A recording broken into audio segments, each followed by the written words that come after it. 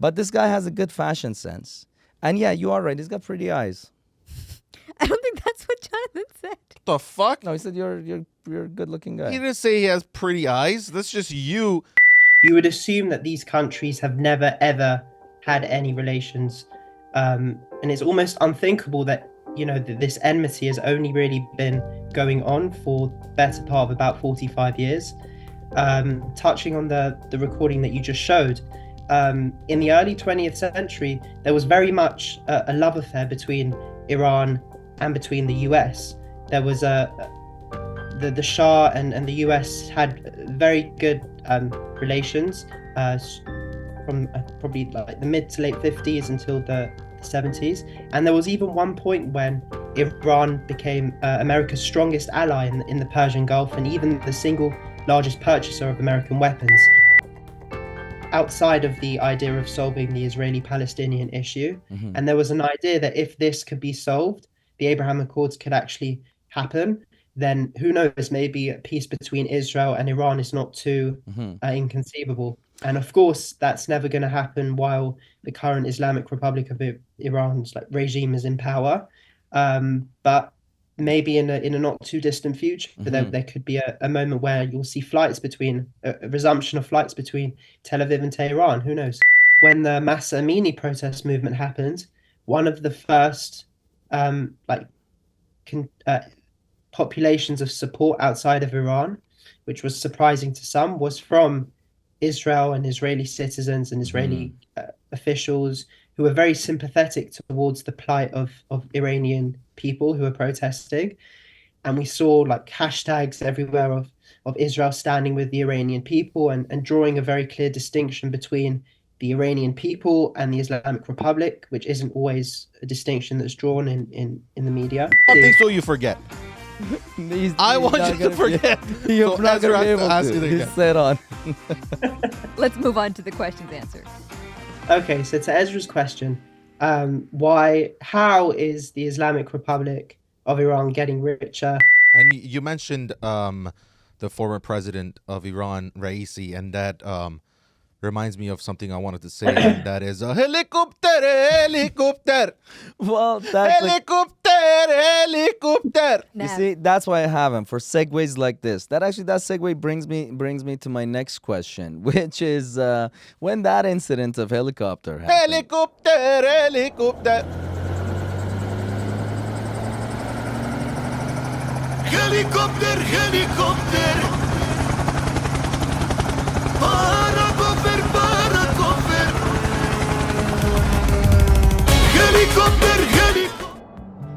Your bad sign to everyone.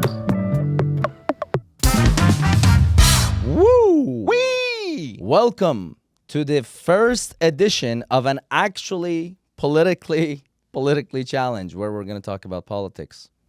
Right, Divya? Sure. But before that, in this segment, Let's have some food. for the audience at home, neither of us, not me, nor Jonathan, nor you, know what this food is, as usual. Right, Divya? Yep. Do you want to tell us anything about it before I open it? Any No. where it's from? No. Okay. I'll let you guess. Every single All right. Well, 3, 2, 1. Oh, My dear Lord. Jonathan, you can open yours over there. brother. What do What's you that? got here? I Oh. don't know what it is. What is it? What is it? Very green. It's It very is green. It is green. Do you see ours? Can you switch the camera so Jonathan can see us?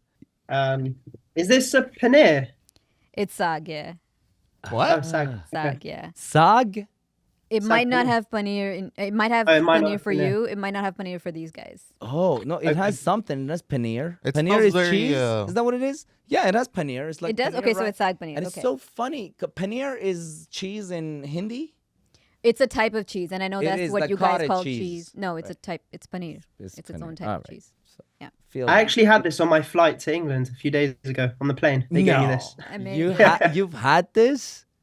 yeah, Yeah. everyone's God. had it except you guys. Yeah, that's the thing. I've never had it my entire life. I didn't even know it was a thing. What is it called? Can we start eating or? Yes, you Of course, can. go right ahead. I absolutely. want to know. The Don't let these silly people stop you. What is the food called? Oh, May I- Saag Paneer. actually, not to What is it called? Saag Paneer. Oh, dadam yandı. Saag do that Saag again. Paneer. Nice. Well, Saag paneer chick. This It's one has dog kale in it, cheese. which No, is man, it's- no. This one has kale in it, which was a It's actually good. that's disgusting. You don't. That's how they're making it for white toxic. people because saag doesn't have kale. What is saag? Saag is freaking spinach. Oh, the saag. Spinach. No, the other one. isn't sag dog as well in Farsi? Yes. It is. That's what I was just gonna say. 'Cause saag. Actually, don't answer that. We'll I like- wait. Oh, Let him answer that. I like the bread. I like the bread a lot. you got Oh, bread? no. You can't. Yeah, you didn't get bread? No, we didn't get No, bread. We didn't get naan bread. Is it because he's fat? Is it naan or roti? This Roti. is naan. The one we dunno. sent to you is naan. No. They brought the bread, but I think they had it with eggs. They made sandwiches back there. So they brought you guys. This comes with naan or roti. Well, over here it comes with naan for some reason, but yeah, it's eaten with roti or parathas. Roti. What's the difference between roti and naan? Whoa, that's They're two Oh different my things. God, this guy. Hey, uncultured. I'm sorry that I'm not Should be. foodly cultured. What's foodly? You're not cultured in any way. Hey, This guy's like, what's the difference between Wonder Bread and naan? That's actually a very accurate comparison. Jonathan, I want to hear from you. So you've obviously had Saag Paneer. You're in the UK where they have the best Indian food in the world, besides India. Yeah. that's actually true. I hope yours tastes good. Are you enjoying it? Are you? It's really good. It's spicy. I've never had one as spicy as this, but it is very good. Okay. There's a place here actually in the UK. I think they have branches elsewhere, also called Dishoom. Yes. The restaurant's got That's amazing. that's such a Indian food. famous restaurant. Yeah. What's the Yeah. ingredients of this? How do you Oh, I make knew it? he was gonna Spice. ask. It's basically spinach. So you basically put in like onions, tomatoes. Well, some people put tomatoes. All the You can ba- actually basic minimize spices. it. You can minimize it. It'll stay. Jeera and stuff. Yeah. Hold on. You know the craziest thing? No, Even though the British went to India don't. and grabbed all their Don't. spices and stuff, there's still spices left. And their food still sucks somehow. Yeah. British food? Yeah. I like British food. What is and British chips? food? Fish and chips. Actually, Fish I and eat it chips. here all the time. I Great. know. I was just I mean, sorry if I'm actually offending you, John. actually allow me. Bangers and mash. No. This has I been. swear to God. They I hate me. swear for to God. this. It's one of my favorite food. I Is it a swear. British pub food?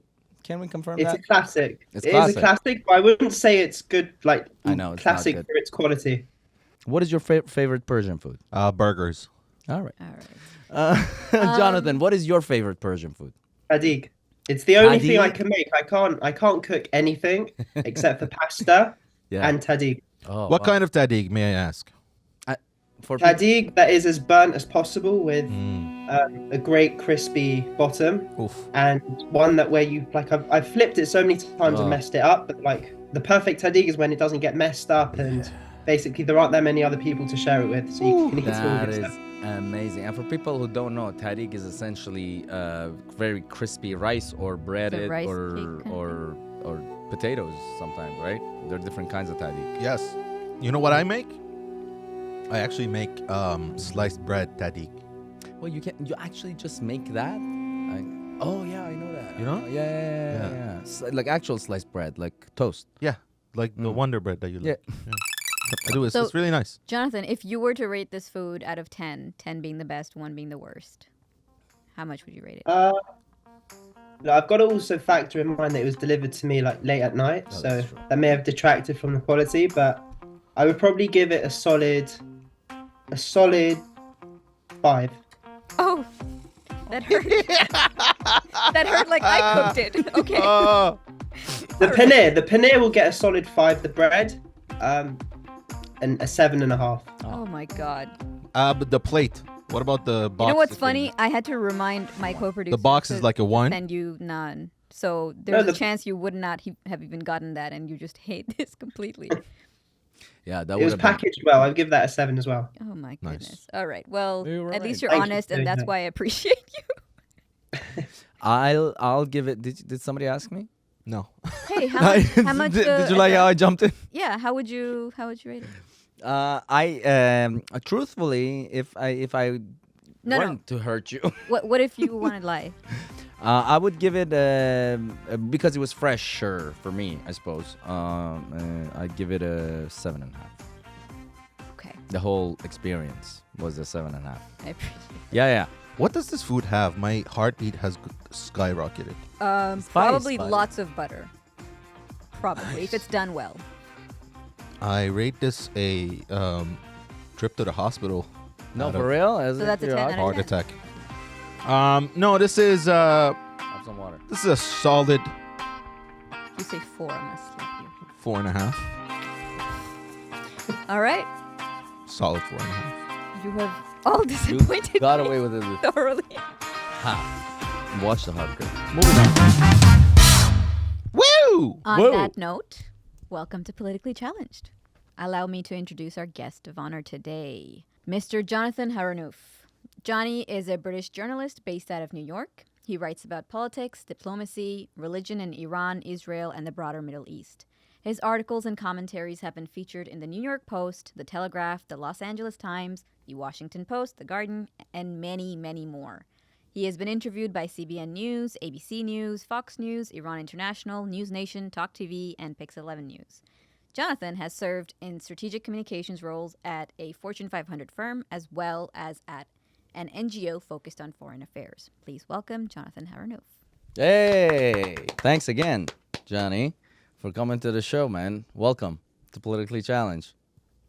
Thank you so much for having me. It's great to be with you all. Of course, man. And to start with this episode of this show, I wanted to do it a little bit more differently and focus on subject that is rather near and dear to my heart personally.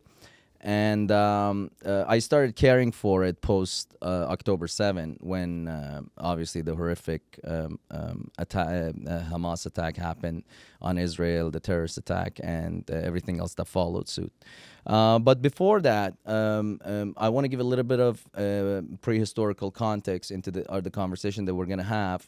And because it's a podcast format, it allows us on a longer, more healthier conversation, dig deep into the relationships and how things, where did they start, and what we project might happen with the current status quo and whatnot. So to begin with, we will start by watching a little video, if you don't mind, from back then when Ronald Reagan was the president of the United States. And this is his debate talking to Carter, and which at the time, this is when Shah's government in Iran, 1979, was toppled, and everybody was basically thinking that this revolution was very organic.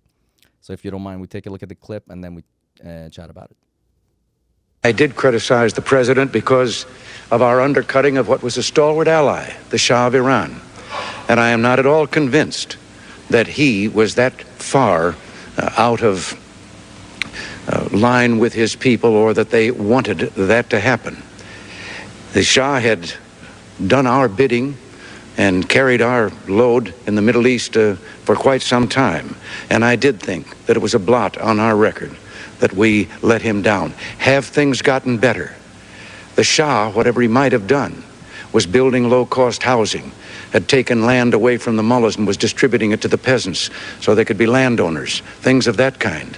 But we turned it over to a maniacal fanatic who has slaughtered thousands and thousands of people, calling it executions.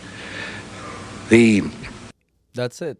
That's probably good enough for what we're talking about and what we're going to talk about. So, and we're going to talk a little bit more about Iran's role and the relationship with Israel pre 1979. But for the audience, also, I would love to hear from you some of the key elements that led to the creation of Israel to begin with, the state of Israel, and prehistoric relationship with Iran before 1979.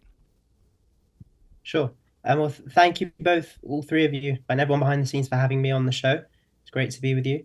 I think if outside observers look at the Islamic Republic of Iran today and its relationship with the US and Israel, you would assume that these countries have never ever had any relations.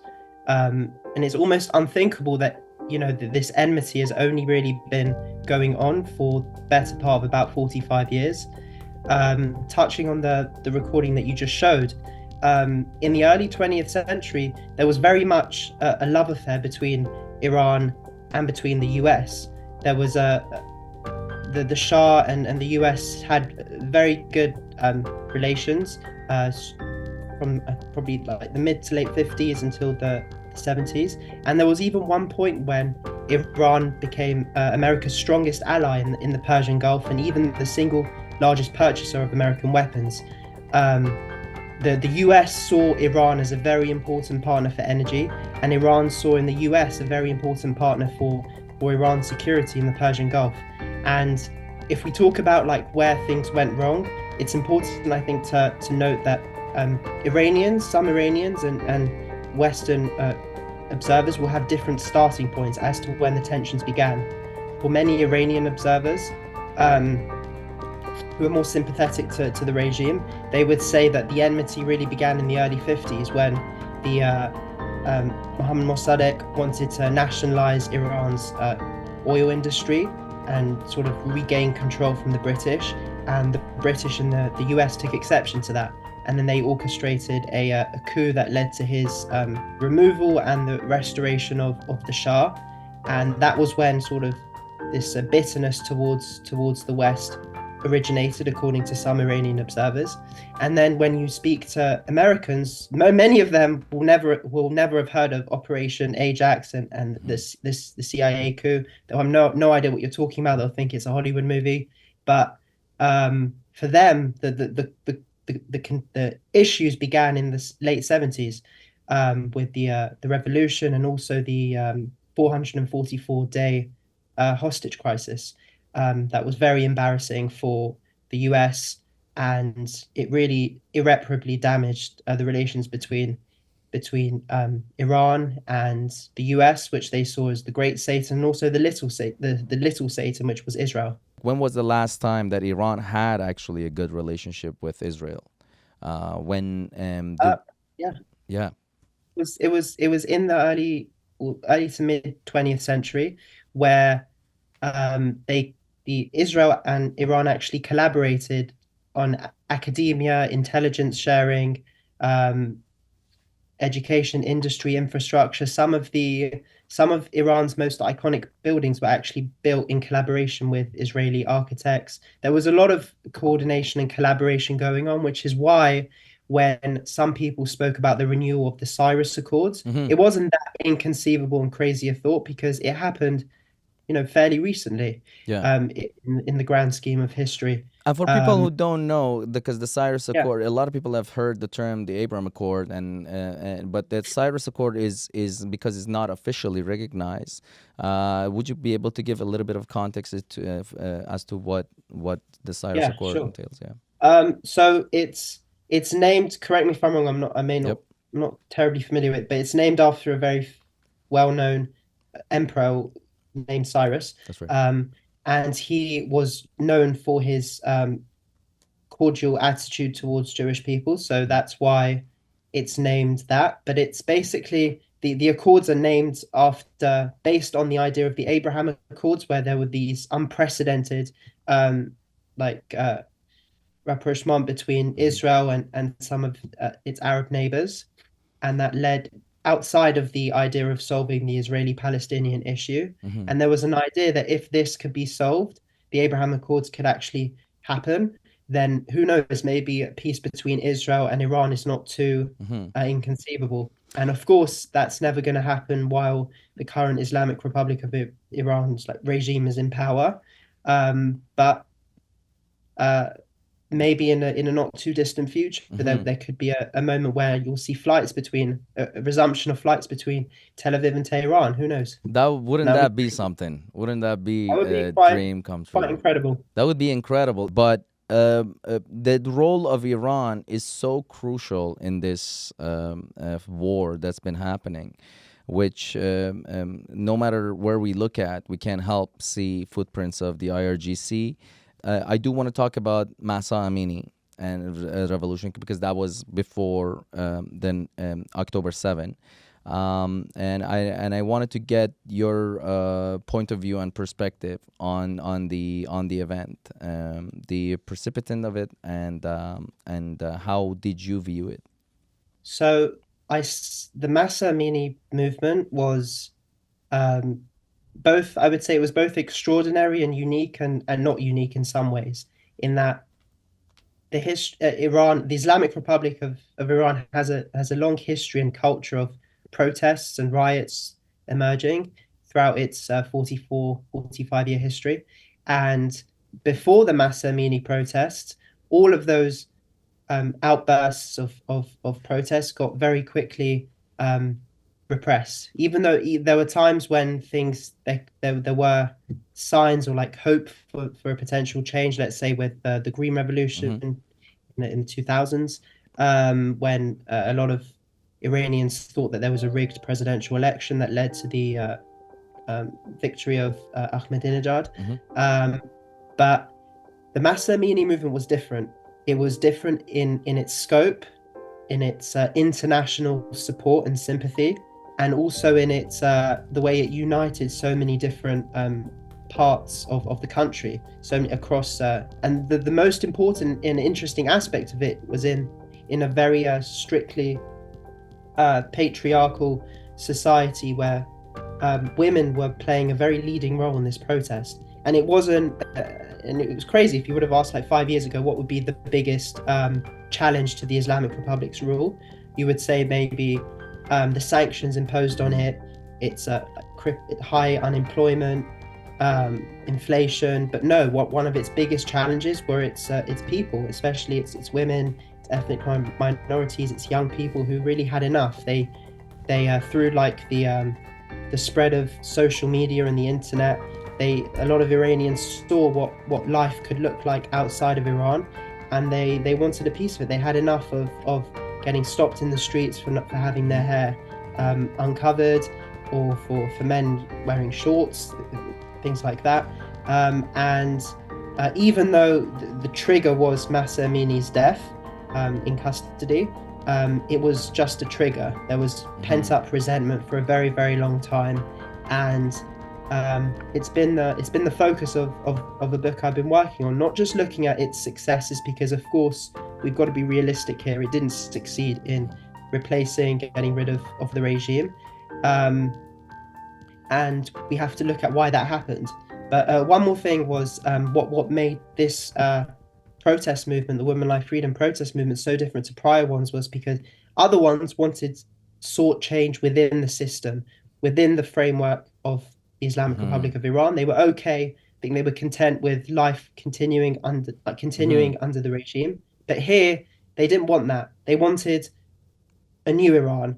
And I think in many ways that may have been one of the challenges that the movement faced, because while everyone was united in what they didn't like and what they didn't want to live under, there was less consensus over what a new Iran would look like. For Would sure. there be elections? Would there be a return of the monarchy? And that's, I think, where a lot of the opposition leaders in the diaspora stumbled. With respect to the Women Life Freedom movement, I know we mentioned when it kind of started, and you said, you kind of hinted at how it didn't fulfill its potential. Is it still going on? Because I very much see, in the world of social media, that people are still, tagging things as Women Life Freedom and all that. Is it still going on? Is there something that needs to be done that could make it reach its potential? Do you have any thoughts on that? I would say, at its peak, you would see in late 2022. Mahsa Amini died in September 2022. So I would say like October, November, December, and a bit of January was when you were at the peak of the movement, and you saw street protests on a very regular basis. You saw women with their hair uncovered. You saw politicians in the West and celebrities and Iranians in the diaspora cutting their hair in defiance and in solidarity. That was when we were at the peak.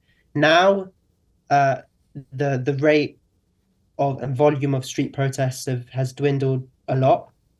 But I would say that the air, like the feeling of resistance and the desire to change, hasn't changed. I've spoken with Iranians on the ground and experts. There isn't a desire for like a sort of interventionist kind of change. They want grassroots change by the people and for the people, and just doing that inside the parameters of a regime that itself was born out of a revolution and knows is very resilient, very endurant, is extremely challenging. And especially right now, I would say, where they have been able to get connected in the 21st century and very well educated on how to work the foreign policy, specifically American foreign policy, I'm speaking, and be able to sort of secure that support that we saw at the top of the show. Shah, unfortunately, wasn't able to secure behind it. There is a lot of behind the scene talks that people don't know about. But on that note, do you think obviously the fact that social media and technology and information getting around so much faster than before has to be taken into account? But do you think that those two events, the October 7 massacre and the Mahsa Amini revolution, essentially uprising, being so close to each other, and do you think if those events, like if Mahsa Amini's event didn't happen that close to October 7, people would be right now, people would be in the Western media would be as receptive, as understanding? How different do you think it would be if it would have happened years apart in terms of the relationship between? It's a good question. I think the first thing when you were speaking, I thought you were going to ask about the role of social media in both of those events, and we saw social media at its worst and at its best. Yeah. With October the 7th, we saw the Hamas terrorists literally filming and broadcasting what they were doing, using social media and coordinating through social media. And a lot of the victims' families found out that their loved ones died through social media, which is horrific. And with the Mahsa Amini protest, we saw people organizing and using social media to bypass certain VPNs, to bypass censorship laws, to organize.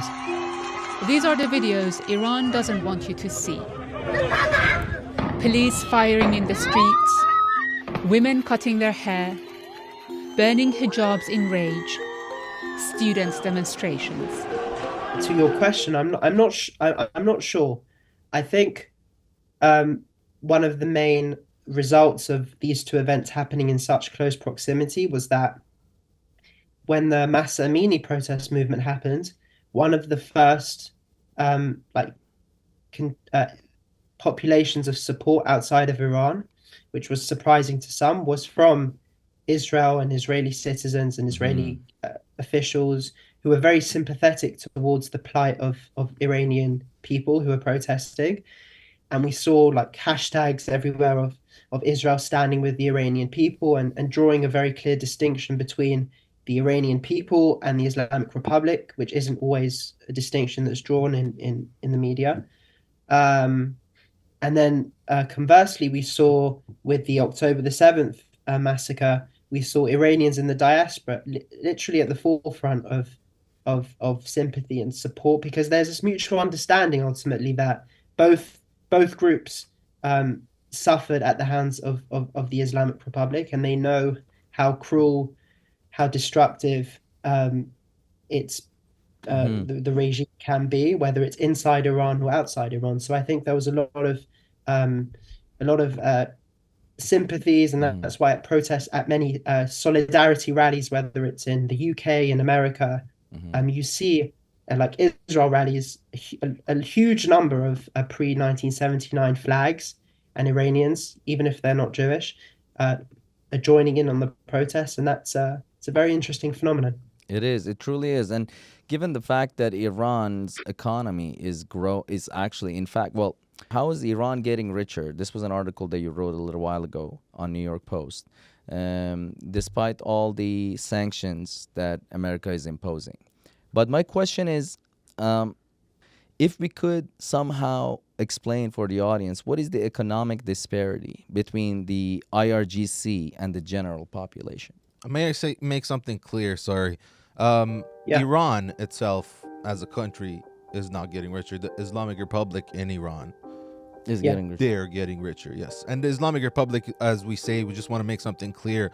The Islamic Republic, we have a issue with them, but Islam itself, We don't have a problem. we have no problems.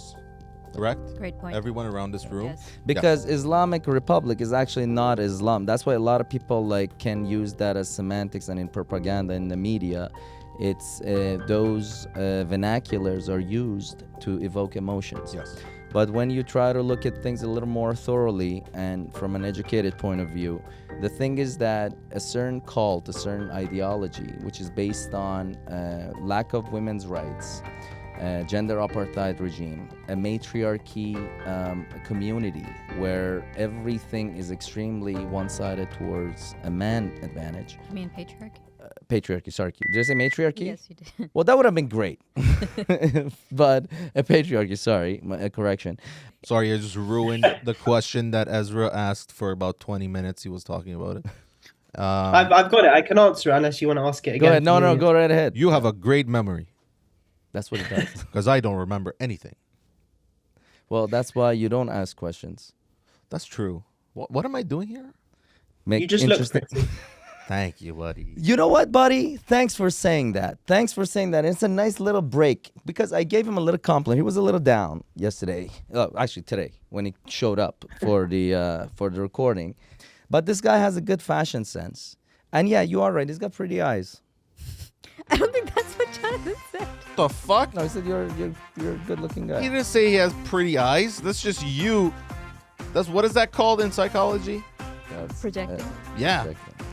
Assume. I can't see your eyes from here, but I believe you, Ezra. It takes my word for it. Now you see. Now he forgot the question I asked. No, I haven't. I haven't. Do you I have your haven't. answer, Jonathan? Yes, please go ahead. Wait, I've let got me it do whenever something. you- Let whenever me you're do ready. something so you forget. He's I he's want not you to gonna be- forget. You're So not Ezra gonna be has to able ask to. it He's again. set on. Let's move on to the questions answered.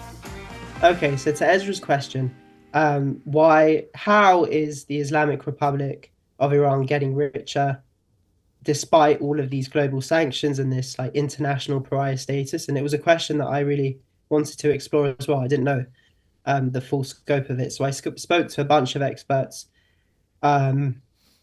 and it was, the first caveat was what you said, Nav, was that if we're talking about the Islamic Republic getting richer, you need to make it abundantly clear that it's just the regime and it's like higher ups. It's not the actual people who've been suffering huge amounts, and inflation is sky high and unemployment's high and really living in miserable state. But the Islamic Republic, one of the main ways it's been getting richer is the first thing is that even though there are these sanctions in place that can be quite debilitating, they haven't been rigorously enforced. And that is, under some administrations, under the Trump administration, that was much more rigorously enforced under his banner of maximum pressure. But some people spoke of the idea of like a maximum deference deference under Biden, where these sanctions are not being rigorously enforced, and instead Biden is opting for the route of diplomacy. But even though the idea of like peace and coming to the table is always a noble one, it just doesn't work under certain circumstances, and the Islamic Republic knows that, its leaders know that, and that's why they've developed a new kind of diplomacy. It's not like sitting down at the table having a coffee and talking diplomacy. It's hostage diplomacy, taking American citizens hostage, knowing that the US will pay up for it, and it's become a very lucrative business. But in terms of the sanctions not being enforced, that has allowed some countries, especially China, to do a lot of business with Iran. It's sold, I believe, record amounts of US sanctioned oil to Iran since 2021, since Ebrahim Raisi was elected president. And it's also sold oil to China at a huge discount. So China has no reason to say no, because A, the oil is very cheap, and B, they know that they're not going to get in trouble for doing this because the Biden administration is not going to do anything about it. And another interesting development was that there's this organization called, I don't know if you guys know it, called United Against Nuclear Iran, UANI, and they found that there was this whole ghost armada of ships, I think around 400 or 500 ships that had been carrying sanctioned oil and non-oil goods to the countries, and that was Iranian, but it was they would change the sort of like the flag and the registration on the ship so that they would go undetected to their destinations, and they made this huge expose about it. But I think those are like some of the key reasons why and how the Islamic Republic's getting richer despite all of these global sanctions in place. And you mentioned the former president of Iran, Raisi, and that reminds me of something I wanted to say, and that is a helicopter, helicopter. Well, that's Helicopter. you see, that's why I have him for segues like this. That segue brings me to my next question, which is when that incident of helicopter happened. Helicopter. Helicopter, helicopter. Paracofer, paracofer. Helicopter, helicopter. A lot of people sarcastically were saying condolences to Robert Malley, the former Biden administration and envoy to Iran, who was part of the Biden administration and an advisor to foreign affairs, anything Iran matter, and specifically this conversation around nuclear negotiations and what have you. Why don't you speak to us a little bit more about that, and actually talk to us also about the organization that he was helming pre-Biden administration? It was a very a bizarre turn of events with Robert Malley, because on paper, he has all the credentials to have the role that he had as Biden's special envoy to Iran and as a lead negotiator in the 2015 nuclear deal. But his story it was very concerning. So he was, I think last year, his security clearance in the US was revoked, and he was not allowed to work in government while being under FBI investigation. And the exact details are extremely unclear and vague. And I think, to be fair, that is quite typical with these investigations. But what is less typical is that there were some reports that he had mishandled classified information, and some of that may have ended up in the hands of Iranian officials. And there's currently an investigation going on. But he's currently seen as someone who is just currently unfit to work in the US government, because he may be seen as a security threat, a national security risk. However, what he has been doing since last year is he's been teaching national security courses at Yale and at Princeton, and which is very bizarre. It's just like how, if you're unable to to work with government officials, how can you teach future government officials? Based on in your current status. If you're cleared and you're found to be innocent, absolutely you should be teaching it. But just currently, it was extremely, extremely bizarre. He was, before taking on the role of special envoy, he was the president of International Crisis Group, and that group also had its own fair share of controversies, where there were reports done by a semaphore in Iran International showing that group had very strong and undisclosed ties and communications with Iranian officials. And there were even points where some members of that organization, the crisis group, were sort of almost taking, asking for approval to do certain things by Iranian officials. They were writing op-eds for them. They were asking whether or not it's suitable to go to a conference in Israel, and the Iranian official said you better not, and then that person didn't go. So it was just very, very strange turn of events, and the reason why I can't give you much more detail is because we don't know. We've been kept in the dark for such a long time. What we do know is that he's still teaching at Yale and at Princeton, on topics to do with Israel-Palestine, international relations, and there were even some reports that he is his unofficial godfather is Arafat, which is another I saw development. that. I saw that actually, and his father was an ambassador to. I think his father Simon Mali was, I think, a famous Syrian Egyptian journalist. Oh, it was a famous Syrian Egyptian journalist, but he was a friend. He was friends with Yasser Arafat. If I'm Yeah. not, mistaken. He was his Yeah. father was He was They had a very close relationship, and Rob Mali spent a lot of time, obviously, with his father, but also in Arafat's presence when he was much younger. So that's I think a point of concern, but I guess that's not disqualifying enough. But just what happened later on in his career, and he was also removed from Obama's election campaign because he had undisclosed meetings with Hamas members. So I mean, there are all sorts of issues that were just very bizarre for someone in that position. For sure. And speaking of Hamas and current situation that Israel is facing, and the decisions are getting actually progressively harder, I would say, in my point of view. This particular conflict started on October the 7th, when before that there had been a ceasefire, and on one of the most joyous Jewish holidays, Simchat Torah, and on the Sabbath as well, thousands of terrorists stormed kibbutzim and a peace festival, a music peace festival, and just massacred everyone they could find, and took babies, Holocaust survivors, and everyone in between hostage, about 250 of them hostage. So they would say that the horrific war that took place after that and is still going on is a direct and obvious to me result of October the 7th. Without that there wouldn't have been a war.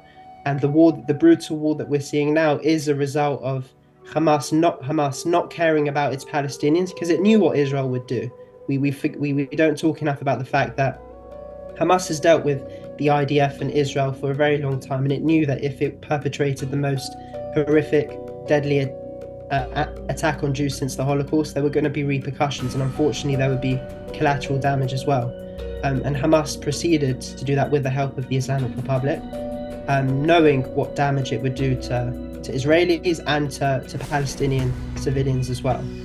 So that's where I see the key starting point being. I wanted to ask questions about the rise of anti-Semitism. What is driving this spike in anti-Semitism incidents in Canada? The three of you can tell me more since you live there, but what I've seen a horrific skyrocketing of anti-Semitism since October the 7th. I've heard and spoken to people whose kids have been like beaten on the way to school, told to go back to the gas chambers. I've seen synagogues be shot at, community centers firebombed. Really horrific thing.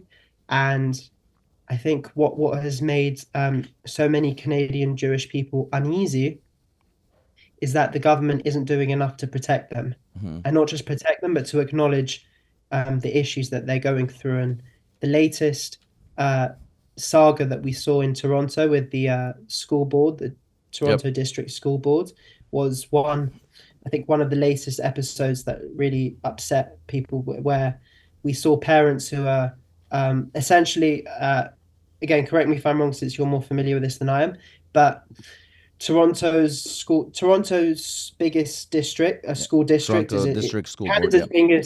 Canada's biggest school district is in Toronto, and it's, I think, the fourth biggest one in North America. And they've been reforming their anti-discrimination strategy, and there were debates over which already includes, being against obviously Islamophobia, anti-Semitism, anti-Asian hate, and all sorts of homophobia as well.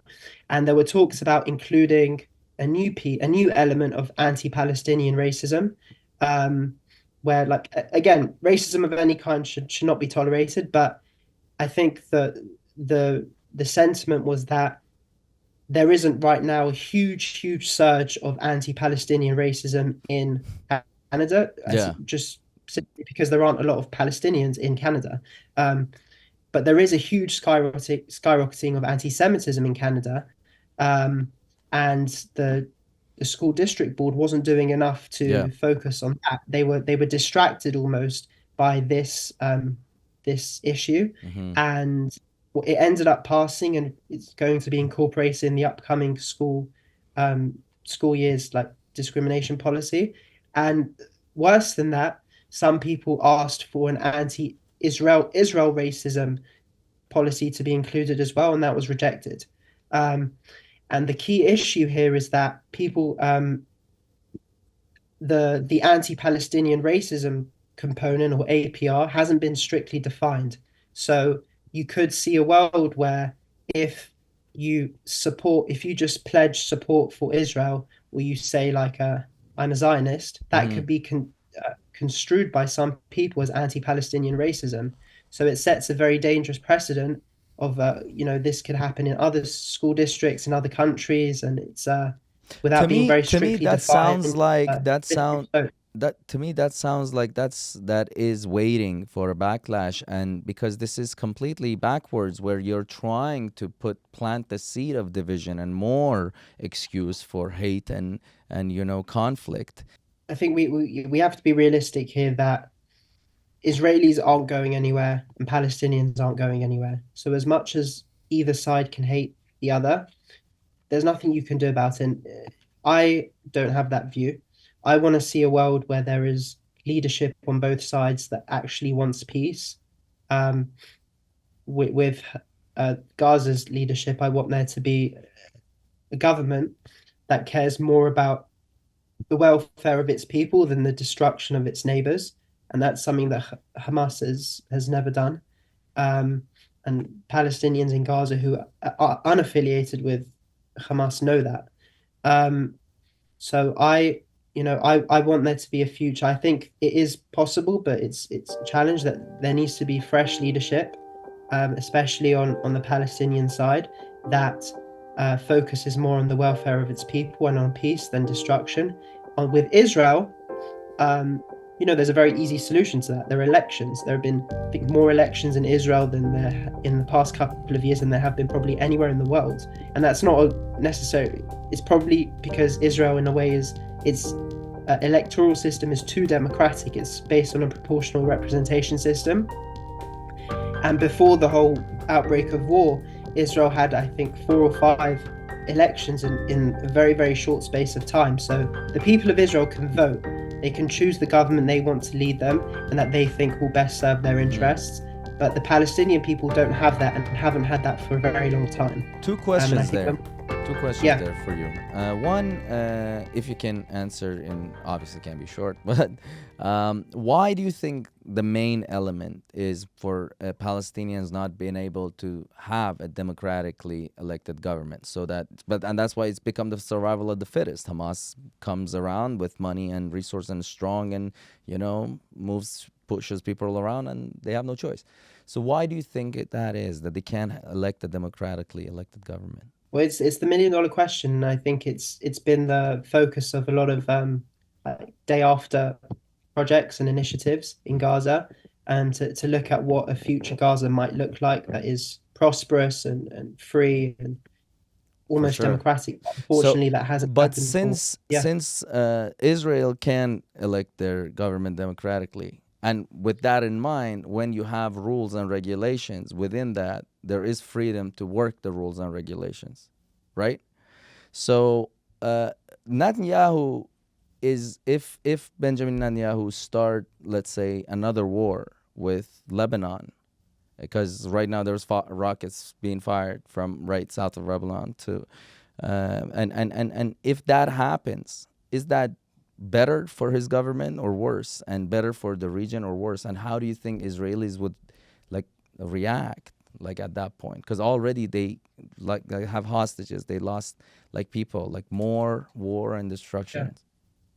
It's a very concerning situation. I don't think I would reframe what you said, though. I wouldn't say that anyone in Israel wants to start a war with anyone, especially Hezbollah in Lebanon. They're a very forceful terrorist organization, much more so than Hamas. But it's become almost a necessity, and unfortunately, it's probably a matter of time when there's a flare, like an actual outbreak of war. There have been exchanges of fire and a very tense situation for months now, and it's why Israel's north, much of Israel's north, is still abandoned, and the same with the south of Lebanon. It's not that Israel just wants to start a war, it's because many of Israel's citizens are still displaced and they can't go to their homes in up north because they'll just get killed. So it's more of a matter of necessity to restore peace and calm and deterrence on the borders to that. Gotcha. Awesome. Jonathan, we covered so much and a lot more to discuss, but thank you so much, man, for joining the program. Thank you so much. Well, it was great to speak to you all. And oh, sorry, Divya. I was just gonna say, you briefly mentioned it. You're writing a book on women, life, yes, freedom. please. I wanted to ask if you wanted to talk a bit about it. When can we expect it? Where can we get it? Anything to plug in for yourself? Sure. Thank you for that. The book is going to come out, I think, later this year or beginning of next year. And it looks at a lot of what we discussed on the show. It looks at the origins of the women life freedom movement, how it emerged, the protest, the history of protest culture in Iran, and ultimately why the movement failed to achieve its goals. And I talk about some of the key factors being the Islamic Republic's the campaign of repression being one of the key factors, and also the breakdown of opposition leadership, which we also spoke about, the fact that there was huge consensus over what they don't like, what they don't want in a government, but there wasn't enough of a consensus in what they do want in a future Iran. And that's there were a few other factors as well, but that's the key gist of it. On that note, this was Politically Challenged. Thanks again. Thank you very much.